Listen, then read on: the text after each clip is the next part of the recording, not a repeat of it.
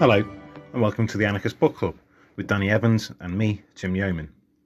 In this episode, we discuss Marie Fleming's The Geography of Freedom, published by Black Rose Books in 1988, a study of anarchist geographer Elisée Reclus, who was a key figure in the 19th century movement.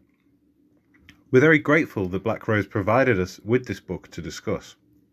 Black Rose have been publishing alternative radical works from their base in Montreal since the 1970s, and they operate a range of brilliant initiatives, including a Pay What You Can Solidarity e-bookshop. They recently hosted a conference on Peter Kropotkin, inspired by their publication of Kropotkin's Siberian Diaries, which can be watched on their YouTube channel, and there's a link to that in the notes of this episode. Keep an eye out for Black Rose's new website, which will stress digital availability and access to many titles. This will be launched soon on their existing domain, blackrosebooks.com. And you can also follow Black Rose on Twitter at blackrosebooks. I hope you enjoy the discussion.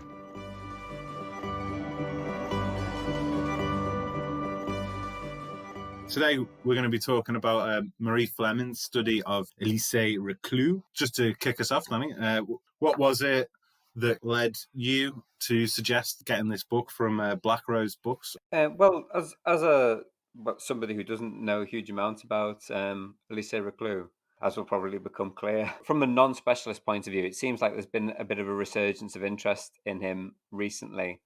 Thinking about things like Communal Luxury, Kristen Ross's book, which we talked about in an earlier episode, where Reclus is one of the key post-commune figures that Ross focuses on. Then there's PM Press brought out selected writings of his fairly recently, Anarchy, Geography, Modernity, and Pascal Siegrist as well, like a young scholar working on anarchist geographers, and brought out an article recently as well about Reclus and Kropotkin. So there's this seeming swelling of interest, and I always think like when there's like a sort of trend towards something, or like some figure or some like event or something gets pushed back into the foreground, there's a danger, isn't there, of like just latching onto it as a new thing and neglecting things that have already been contributed to that story. Anarchist books written in the 80s, or like anarchist histories written in the 80s, are probably at a bit of a low ebb in terms of like their fashionability and what have you. So going back and reading something that, you know, is nearly as old as I am, it's substantially younger, it's probably about your age, 1988. I'm 87, so yeah, we're close. Yeah, it makes sense, I think, to sort of take a step back and look at, you know, what the state of play was prior to this resurgence of interest in terms of where anarchists were at with regard to Reclus and his like specific contributions to the tradition and the role he played in the movement as well. What did you think of the book anyway? I found it interesting. Just like, not least, I think one of the most interesting parts I found was the introduction given by Marie Fleming, which kind of touches upon that very point that you made there, that, you know, in a way, Reclus hadn't been in fashion, or hadn't been like someone that had been particularly studied since his death in 1905, really, up until her work and some other works that concentrated more on his contributions to geography.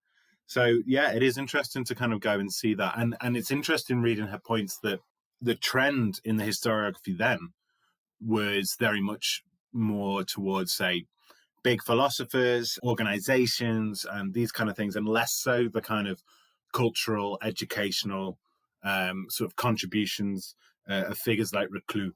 In a very broad sense, I'd say that has changed. You know, quite people like Fleming, you know, recovering people like Reclus are part of that turn that goes on in the 1980s towards the study of kind of anarchist cultures, the ways that anarchism blended into other sort of fields in its heyday in the late 19th century, into like sociology, geography. Then I'd say that one of the more commonly studied aspects of the movement now, more so perhaps than, you know, the details of anarchist union organizing or kind of big figures.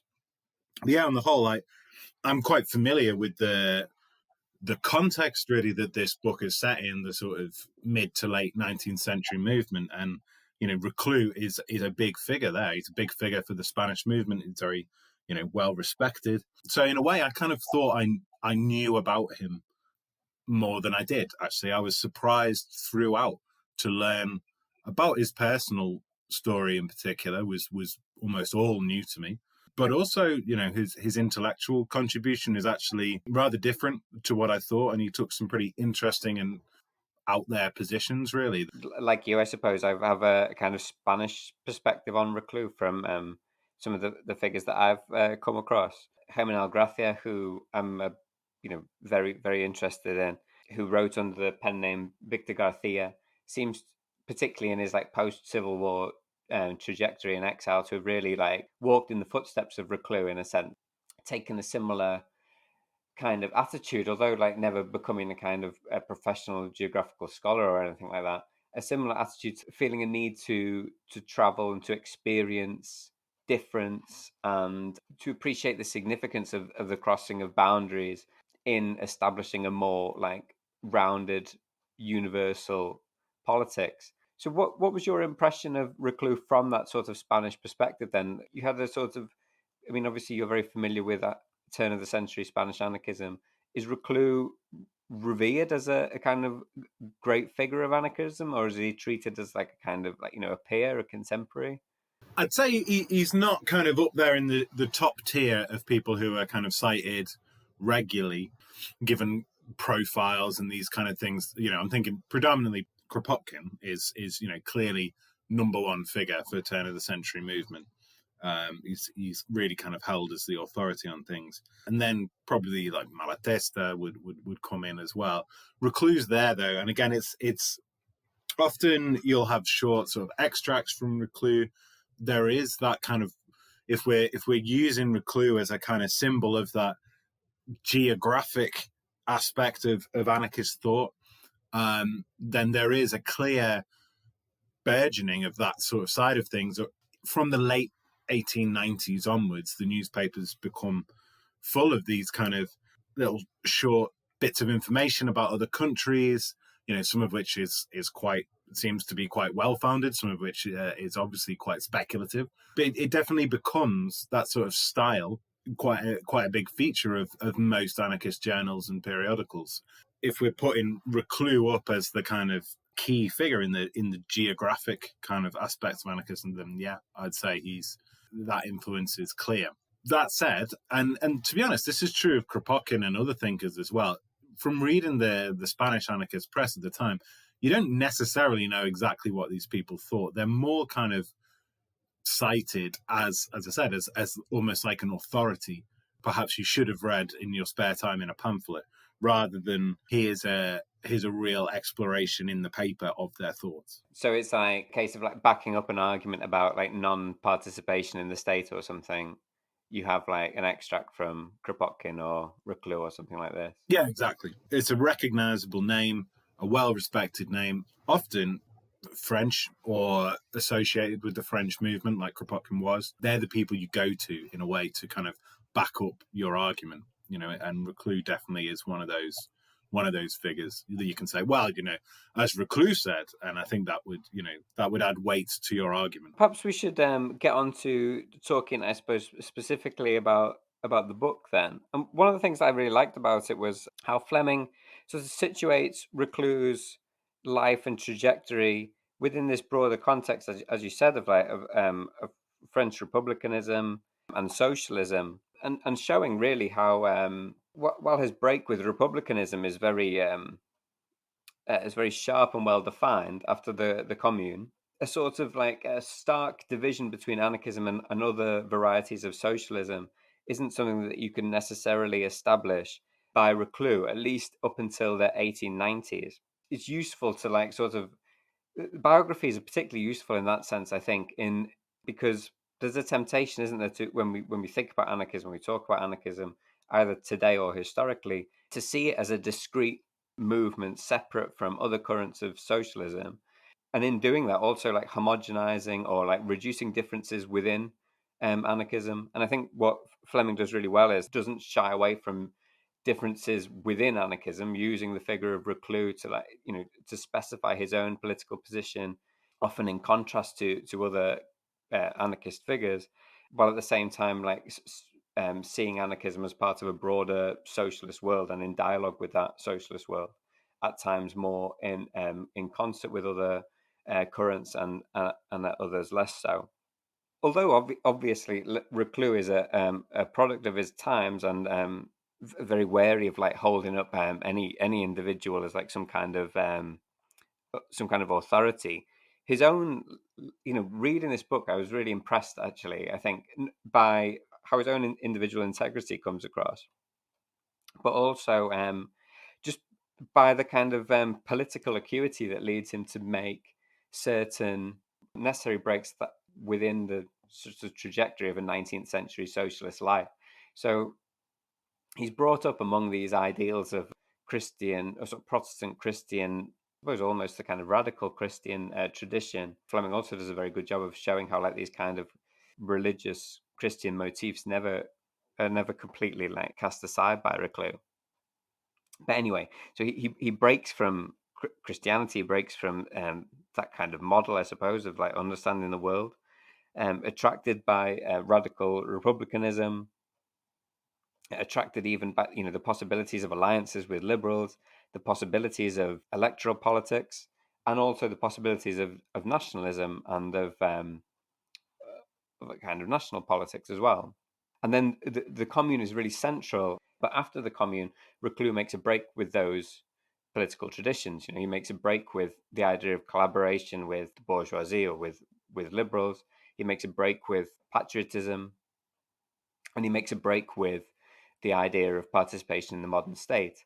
But that doesn't mean, as Fleming makes very clear, I think persuasively, that throughout the 1870s, he's breaking like fundamentally with other socialists whose rupture with the state is less clear, and in fact he seems like open to sort of common undertakings with other varieties of socialists in this period.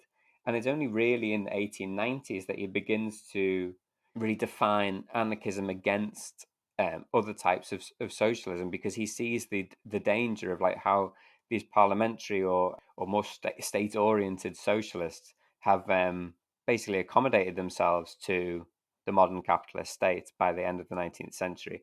And in terms of like the kinds of political judgments and options and perspectives that are open to individuals, like revolutionary European socialist individuals, with all the limitations that that time, place, and implies, I think he makes the breaks. You can sort of admire the acuity with which he makes the breaks at those times. In terms of like playing out the possibilities of a national state-oriented politics, but then making the break, when it was necessary to do so, like not sort of shying away from the consequences of the commune, and being prepared to take those politics to the ultimate consequences, but at the same time not allowing that to undermine a sense of solidarity and common purpose with other socialists until that sense of common purpose was threatening a level of accommodation and integration that would like render the whole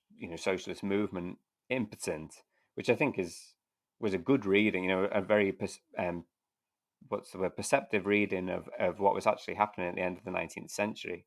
And there are other ways as well, I think, in which we can admire his farsightedness and his moral integrity and stuff. But on those like kind of political issues, that his life tells that kind of story in a way.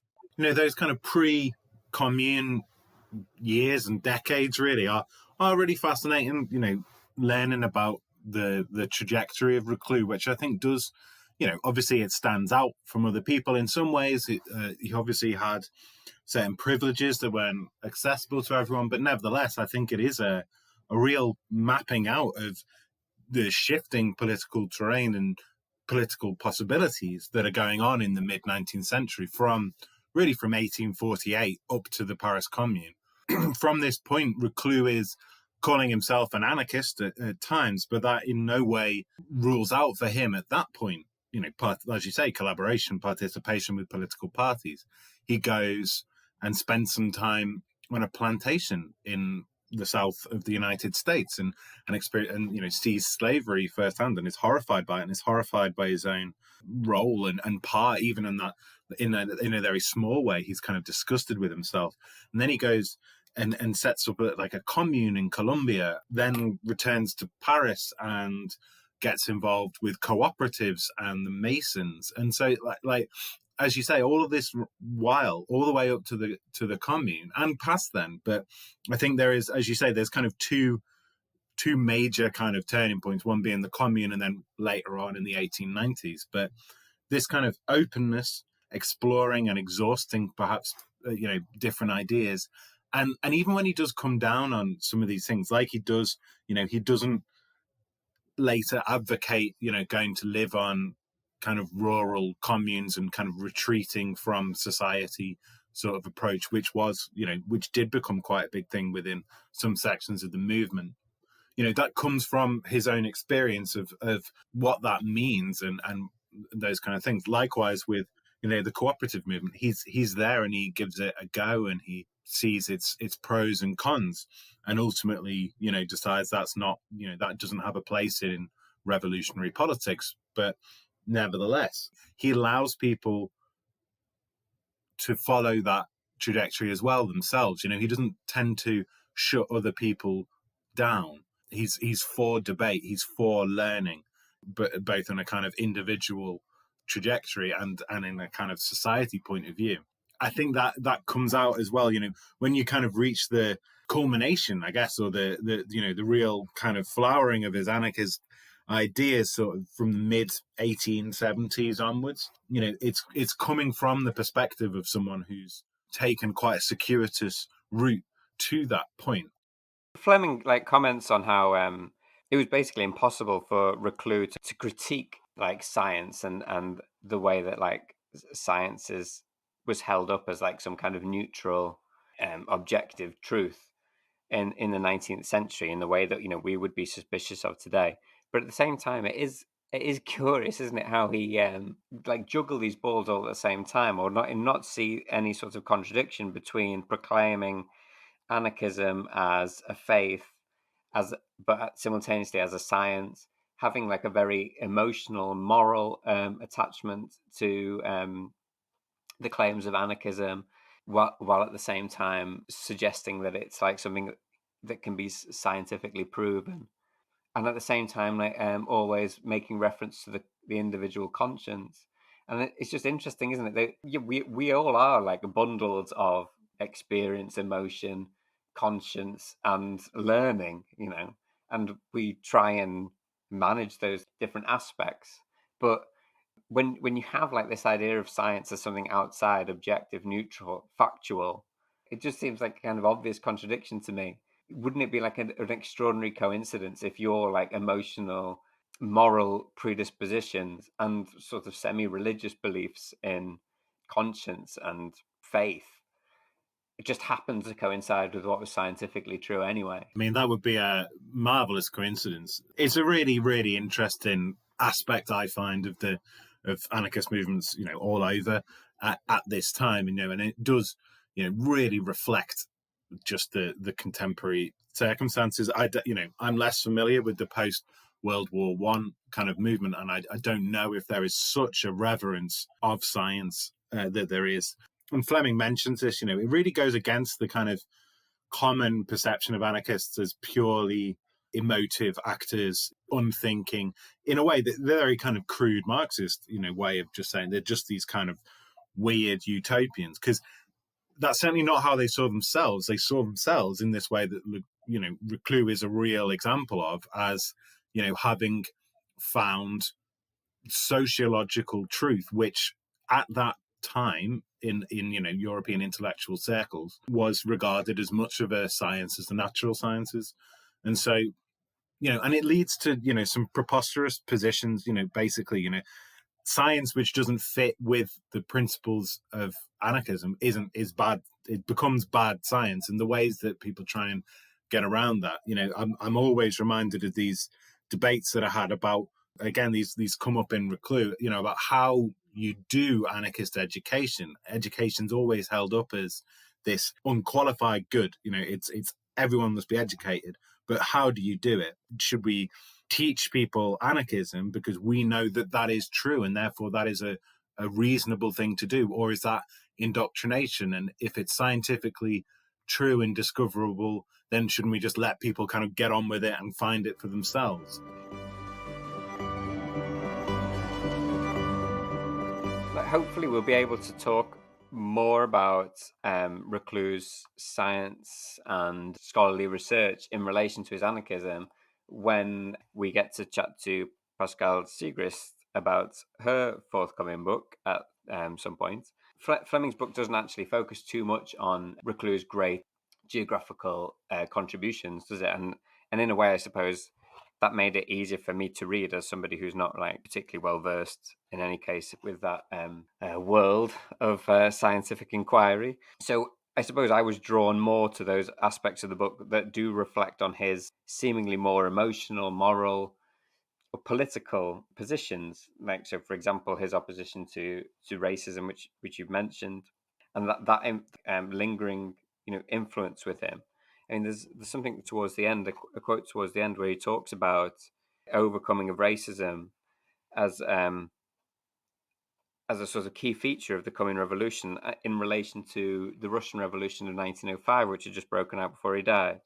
And he's talking about how, because the Russian Empire is such a massive landmass and incorporates so many different ethnicities, that it contains, like, a revolution there contains the seeds of a kind of universalism or a potential anti-racist revolution.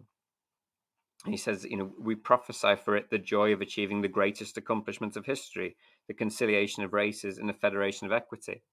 And I think, even then, the beginning of the 20th century, even after the experience of the Civil War and things, to speak about racial equality as the greatest achievement in history or potential achievement in history shows a great farsightedness and a sensitivity to racism that puts him ahead of most of his peers in the broader socialist movement and the anarchist movement as well. So on that point, it might be worth thinking about his anti-nationalism and anti-militarism as well. In a way, obviously he was pretty old when he died, but it would have obviously been interesting had he lived to 1914 and been faced with the First World War, because it seems like he was aware of the dangers of militarism, not just within broader society, but within the socialist movement as well, and was already critiquing Kropotkin's attitude to war in the 1880s, I think, as well. The way he speaks about the International. In some respects, Reclus seems to be quite ambivalent about organization and specifically anarchist organization. As we said, he likes cooperating with other socialists, and he doesn't like the idea of the individual conscience being compromised by group discipline. But at the same time, he's really enthusiastic about the First International and what that represented when he talks about the Commune as well and what it meant to Reclus. But although he's quite critical, seemingly, at least in private, about what the Commune was able to achieve, he writes in Evolution, Revolution, and the Anarchist Ideals, 1898, trying to, I suppose, as I suggested, mark a difference between his anarchistic approach and that of more state-oriented socialists. And he recalls the toppling of the Vendôme column, which we talked about in the episode about communal luxury. He says that in the early years of the International, the overturning of the Vendôme column during the Paris Commune showed that the ideas of that organization had become a living reality. Until that time, it was unheard of for a conquered people to overturn enthusiastically the monuments of former victories. It was done not to flatter in a cowardly manner those who had in turn just conquered them, that is to say, the Prussians, but rather to show their fraternal sympathy towards the brothers who had been driven against them, and their feelings of loathing for the masters and kings who on both sides had led their subjects to the slaughterhouse. For those who knew how to rise above the petty struggles of factions and contemplate the march of history from a distance, there has never in this century been a more impressive sign of the times than the toppling of the imperial column onto a pile of manure. Reflecting on the possibilities of a kind of internationalist direct action, and also anticipating the need for working class people to reject the wars that they were being herded into, as a kind of alarm bell sounding in 1898, and as a kind of a historical memory of the commune, I think, it doesn't get much better than that, really. It's interesting what you say about it. He doesn't often, come out with ideas of what he thinks, anarchists should do in order to bring forward the revolution. And it's interesting that that moment, the one that he kind of builds up in that way, is the movement of a kind of spontaneous group action. Yes, kind of affiliated in some ways to the International, but not, it's not the kind of clear dictates of an organization of any form. And he doesn't really come out, particularly strongly on developments such as anarcho-syndicalism. He's kind of unusually quiet about that when he does have quite a lot to say about other tactics. Some of the positions he takes, such as individual theft in order to support the movement or oneself, and terrorism, which he steadfastly refuses to condemn.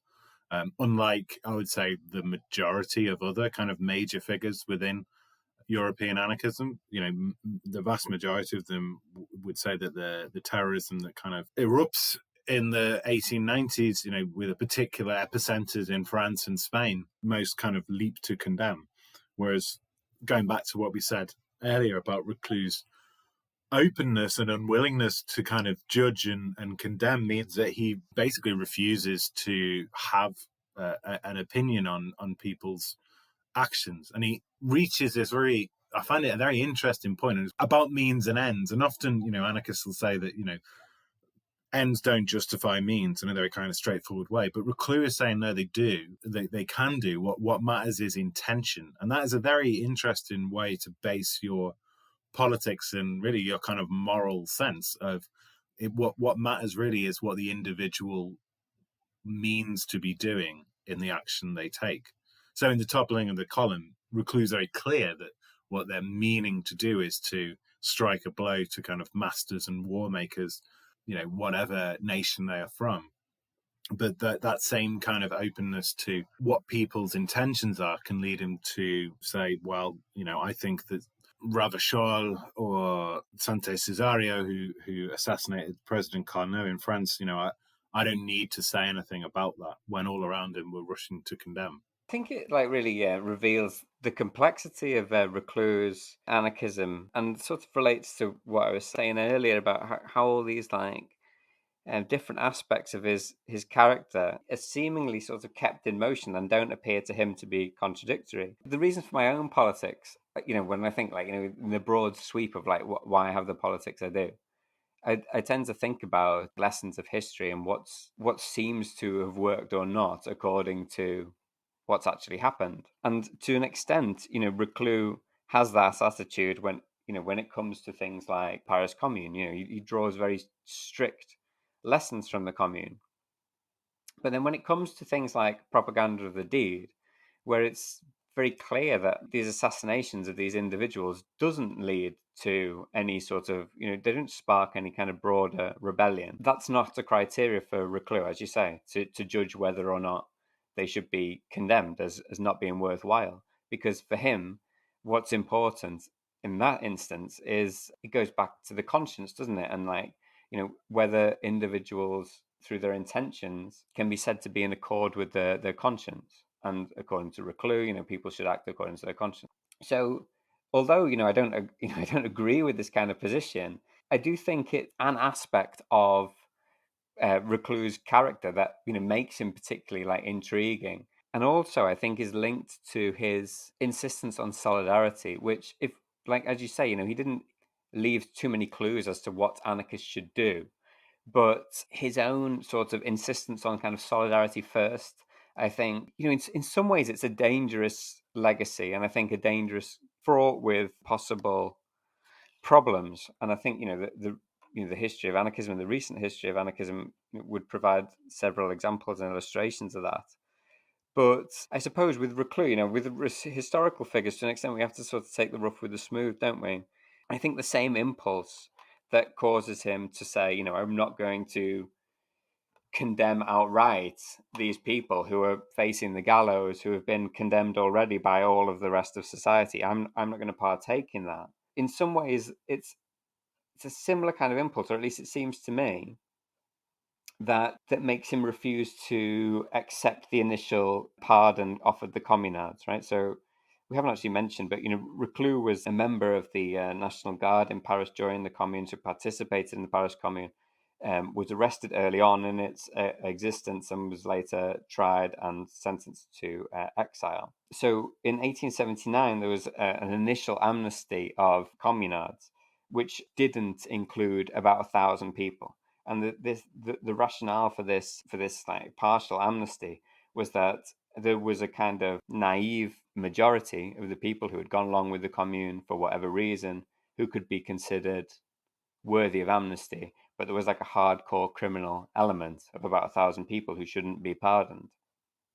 And Reclus' response to that was, I would be a vile man if my first words were not ones of solidarity, respect, and love for those worse stricken than me, who still inhabit the jails or the prison of New Caledonia. Their cause is always mine, their honour is mine, and every insult which is addressed to them hurts me most deeply. Okay, so there's a determination, I suppose, first to demonstrate a solidarity with those who are most reviled, who have been outcast from society. There's a complete rejection of any of the kind of moral claims to the arbitration of society on behalf of government or the state, and there's therefore a complete solidarity with those who have been cast out. And in many ways, I think that provides a kind of broader metaphor for how anarchism distinguishes itself from other branches of socialism. It's not prepared to do that deal, right? It's not prepared to make that compromise if that means that some people get thrown under the bus. And of course, that leads to, I think, even today, like the most like worthwhile aspects of anarchism, and what gives anarchism its most like enriching perspectives. Not that all anarchists have always like carried that out, in ways that are admirable, but that's the potential. I think that's the potential of anarchism, and it's summed up there in that quote. But then the danger with that is then to see anyone who's reviled by the state or by broader society as necessarily deserving of solidarity. Even if what is more fitting or what is more required is a kind of pity for people whose like life circumstances, for whatever reason, has led them to commit appalling crimes. Like the killing of innocent bystanders and things like this has occurred during the period of propaganda of the deed. I was going to raise a question that I'm not sure either of us can answer that well, but I wonder, throughout this discussion then of having this kind of very solid principle of solidarity, but also of this determination not to judge people for whom, we can't know their intention. We can't know what was in their mind when they were doing these things.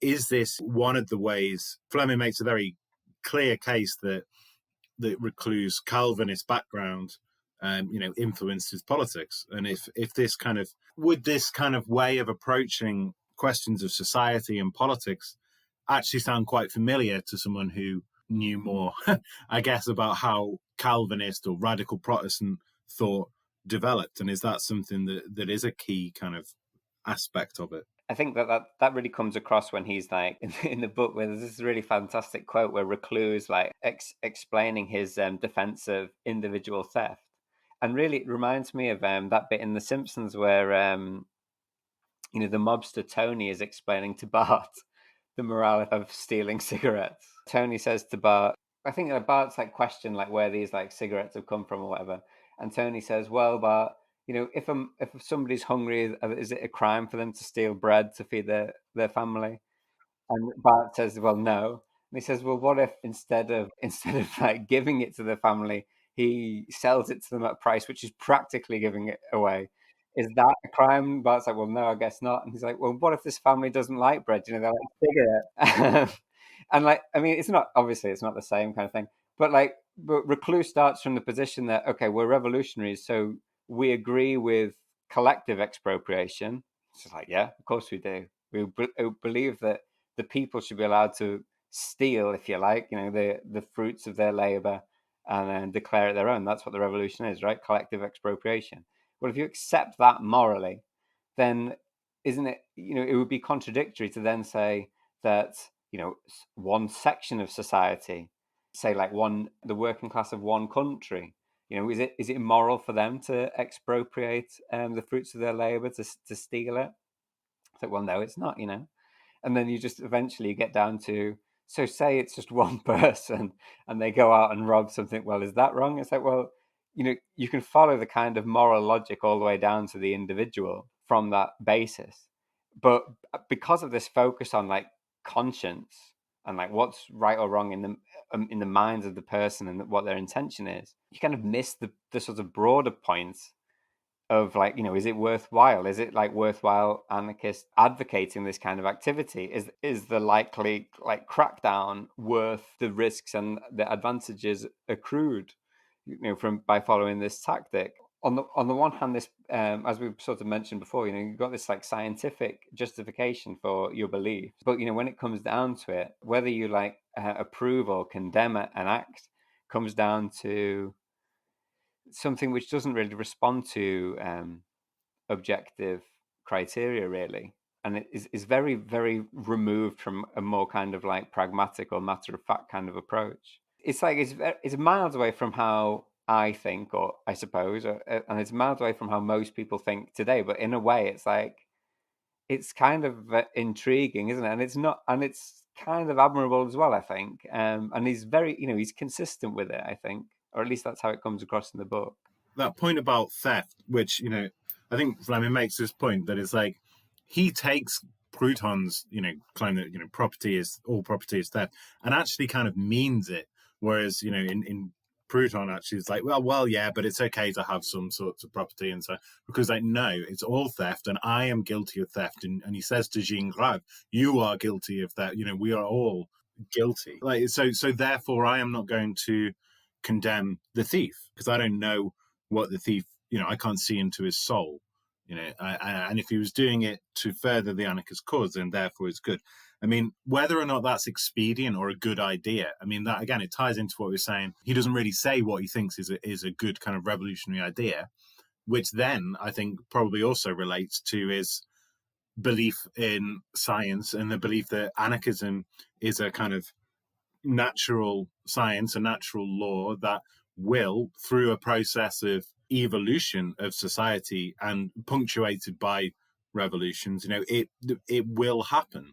So in a sense, it doesn't really matter if one person is behaving in a way that is furthering the cause or damaging the cause. If the great turn of history is going to bring forth anarchism in the most kind of advanced, progressed society, which is what he believes, which obviously, has very strong echoes in kind of general Enlightenment thought and, modern ideas of progress. It's like if you see the end point of that progress as anarchy, then perhaps in a way, whether or not stealing from a bourgeois to give to yourself or people in need is almost trivial compared to the sweep of evolution.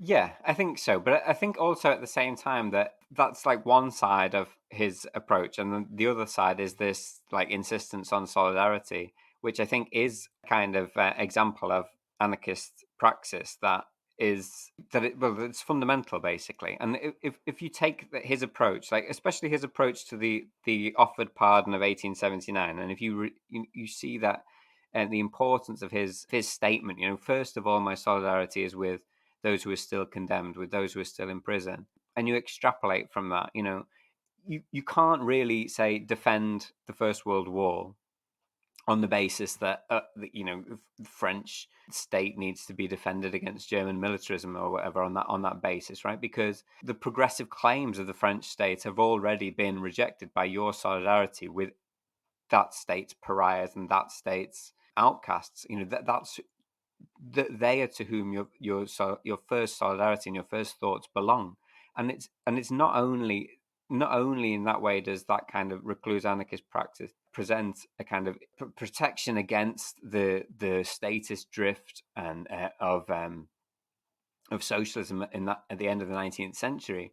It's also, it's an ever present, isn't it? It's an opportunity today when we think about, like the temptations of going into the institutions or like, getting involved in like party politics or whatever, like if your first solidarity is to those who who have been cast out by society, to undocumented migrants, to prisoners, and so forth, then that really presents a challenge to that kind of politics, basically. I was thinking about this recently as well, actually, because that Reclus quote, on the occasion of the pardon offered the communards, I read it the same day that a Lauren Gollner article about the Battle of Seattle was reposted on Libcom. And this was like Lauren Gollner responding to the events of Seattle, where the World Trade Organization meeting was, I think, temporarily closed by a gathering of anti-capitalists. Like, there's the kind of the first like major, I suppose, globally acknowledged demonstration of what became known as the anti-capitalist movement.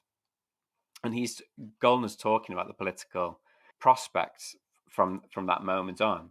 Basically, he suggests a political perspective that incorporates the most marginalized, most cast off, and most like despised members of society as a starting point to try and prevent this new movement being incorporated into like statist structures.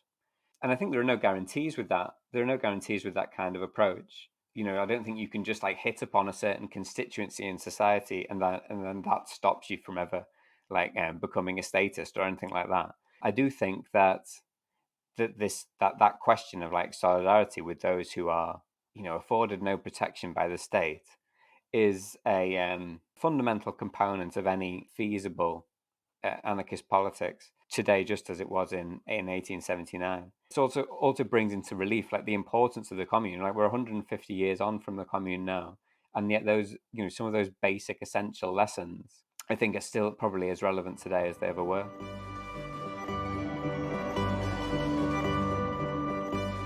We could sort of mention like the limitations of his like sort of universalism, because we've talked about his anti-racism, his anti-nationalism. Fleming, I think, is really good at showing the extent of this like kind of anarchist universalism, but also its limitations. This is a product of the 19th century. It remains like a Eurocentric vision, and for all that Reclus' sensitivity to anti-racism and to achievements and morally superior aspects of certain like undeveloped or underdeveloped, for all that placed him at variance to most of his contemporaries. His understanding of the world, of change, of progress, of possibility is sort of imbricated in an understanding of European civilization at that time, being essentially the kind of peak of human development up to that point, which is like a kind of, I suppose it's a fundamental problem that of socialism as it emerged out of the kind of politics of the Enlightenment. It was a movement that imagined being able to overcome capitalist society, while at the same time having a kind of imaginary and understanding of society and human development that was formed out of, or that had its roots in, more or less the same kind of intellectual project that was able to justify capitalist modernity. That ties back in with his and the wider European movement's kind of obsession with science, as a way of kind of determining what's true. I mean, that's obviously quite tied in with the European Enlightenment. And again, if you're trying to apply like a kind of positivist approach to politics and the study of society, you are using then the tools that were developed to do so, which tend to lead you towards conclusions which suggest that something that looks like an improved version of Western society is the goal.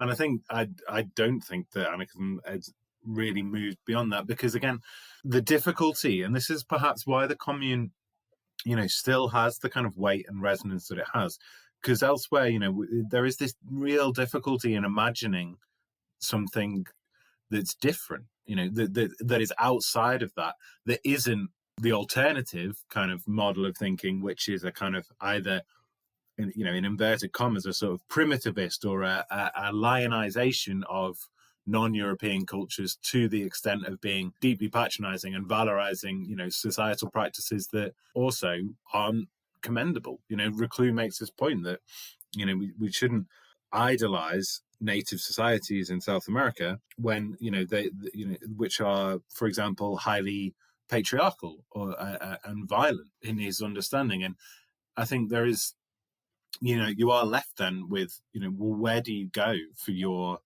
examples? If you are a positivist, if you are, reliant on evidence, then what examples do you have? A colonial approach to studying non-European peoples, which leads you to either think they are either primitives or these kind of untouched, examples of human nature that should be praised, both of which are problematic, or you have what looks like a kind of souped up version of European civilization with the good bits kind of maintained and the bad bits discarded. I mean, it's complicated. It's an intractable problem in many ways. I just translated recently a glossing of Eugene Lanty's manifesto of the A-Nationalists. And I had this like idea in my head that, like maybe Lanty was like some, early 20th century revolutionary who was kind of genuine, like had achieved like some sort of level of internationalism that like went beyond what his contemporaries had, because he was like really committed to Esperanto to an almost like comical degree. Like most like revolutionaries who adopted Esperanto, as you know, in this like sort of period, 10th century, early 20th century, they did so as a kind of auxiliary language. No one thought it would become like the sort of first language of everybody, but there would be like the first, second language of everybody and facilitate global conversation that way. But Lanty was like, no, I'm only going to speak Esperanto, and so is my wife. And she was like, eh?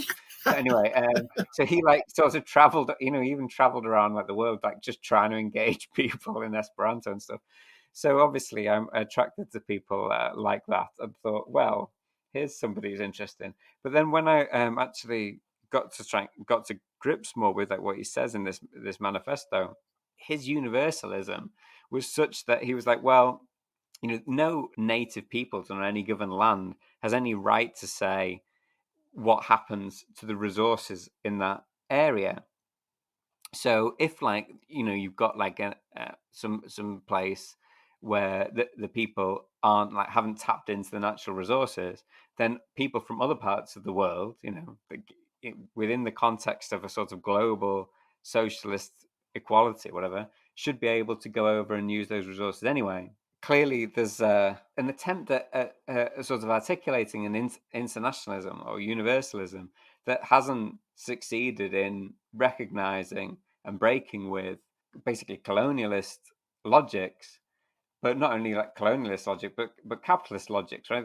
The idea that the earth is there to be improved on and used for profitably is that's basically where the sort of capitalist impulse emerges, I suppose, or at least, according to some accounts, with regard to like English agriculture and what have you. And this is like still being espoused like 500 years later by one of the more seemingly more internationally minded socialists of the age. So it's a problem, and even like recognizing that it's a problem and doesn't mean that people today are able to overcome it necessarily. I don't think that's the case. Something that strikes me is about Reclus is that he's a product of the 19th century, and he's a believer in science, but at the same time, as we've seen, he's carrying around with him all of these different influences. And what reading the book made me think was that maybe anarchists, in the way that they sort of wholeheartedly went along with anti-clericalism and anti-religion for totally understandable reasons, right, and totally justifiable reasons, but in some respects were denying themselves access to a non-scientific, anachronistic critique of society as it existed that gives like a potential different moral perspective on society, gives a potential force to not only your criticisms of the world as it is, but also to your vision of like possibility of like of a more humane society in the future. This is something that that somebody like Michael Lerve has written about quite a bit, and he's got a fantastic book, Redemption and Utopia, about sort of libertarian Jewish thought in the 20th century. Looks at people like Walter Benjamin. It's quite a broad definition of libertarian, but it's really interesting, I think, and does cast some light on how we can think about our critique of society as it is, and how we can think about change. If we accept that science isn't some sort of neutral arbiter of the facts and of truth, then I suppose we have to be at least open to the possibility of non-scientific influences having a role in that process. I think for a long time, one of the holds that Marxism has had, both in society and in academia, has been its appeal to science and its appeal to kind of laws of economics and history and human development. And it's one of the things that is used to critique anarchists and to say, well, they were wrong. Like, they're objectively wrong when you look at the kind of the laws of progression and things. And perhaps there is a reticence now for anarchists to make the same sort of truth claims that Reclus was trying to make, and his contemporaries, about anarchism being the true thing. But I actually think now, perhaps more in the kind of academic world that we're in and the wider sort of societal world, perhaps an ability to make claims that go beyond that. Often you'll see anarchism described as an ethic or as a moral or as an emotional appeal. And, there is a temptation to deny that and say, no, like it's logical, it's rational. But whilst we can make those arguments, perhaps also embracing the moral appeal, which, was so strong in Reclus, embracing the emotional appeal and saying, well, it might not be the most provable way to run a society in XYZ rationale, but it might be the most harmonious with what we think is right and good.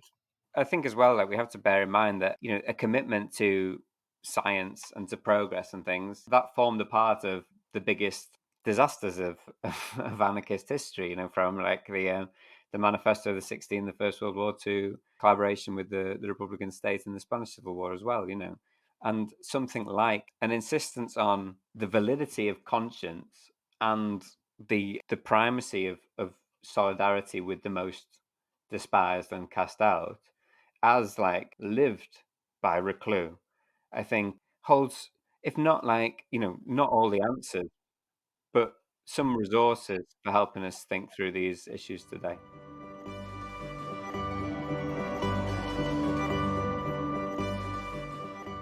Thanks for listening.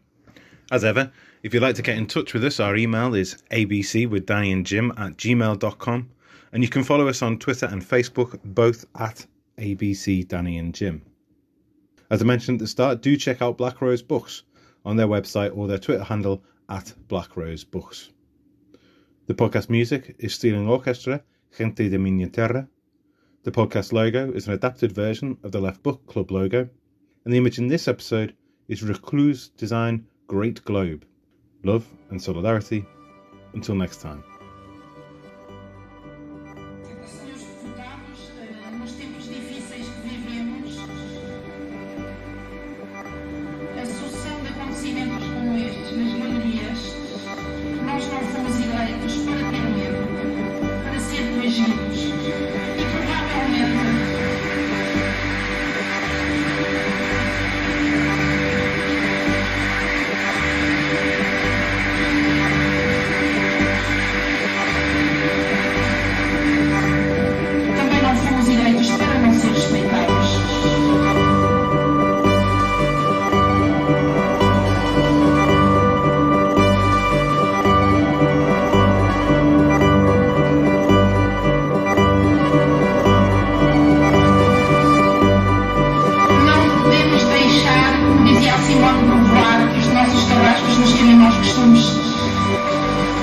Senhor Secretário de Estado, faz favor, tem a palavra, não existe.